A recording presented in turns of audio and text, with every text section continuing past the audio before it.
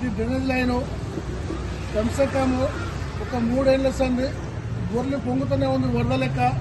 దీన్ని పట్టించుకుని నాదుడు లేడు. ఇది సుభాష్ నగర్ 120 డివిజన్. ఇది మన సుధారం కాలనీ ఓం జెండా.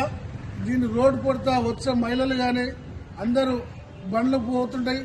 చిల్లి బట్టలు ఖరాబ్ అవుతున్నాయి, కింద పడుతున్నారు. ఇప్పుడు ఒక అతను జారి కింద పడ్డాడు.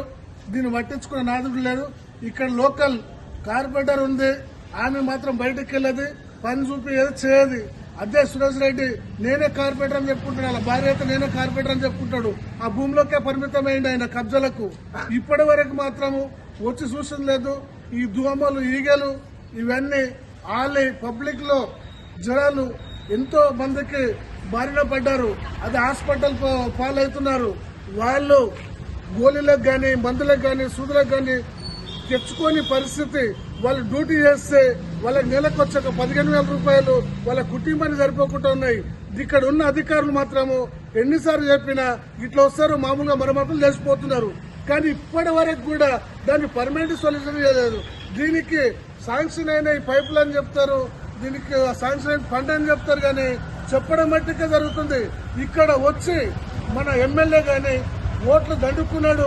ఎలక్షన్ కంటే ముందు మేము వాగ్దానం చేసిండు, ఈ చేపిస్తాం ఒక్కటి ఉండదు, ఏముండదు, మేము పబ్లిక్ ఎంత నీట్గా ఉంటాయి, మా రోడ్లు నీట్గా ఉంటాయి అంటాడు. ఆ రోడ్లు అట్లనే ఉన్నాయి. ఈ కలుషితం మొత్తం మంజూరులా కలుస్తుంది. ఆ మంజూరు నీళ్లు తాగి పురుగులు పడుతున్నాయి. ఆ పురుగులు పడి మొత్తం నీళ్లు కూడా యాక్చువల్ గా ఎట్లా కుళ్ళు దాన్ని ఎట్లున్నాయంటే తాగలేక పోతున్నాము. ఇవి కలిసి మాకు జగనపాలు పడుతున్నాము. మేము బీజేపీ పార్టీ నుండి డిమాండ్ చేస్తా ఉన్నాము.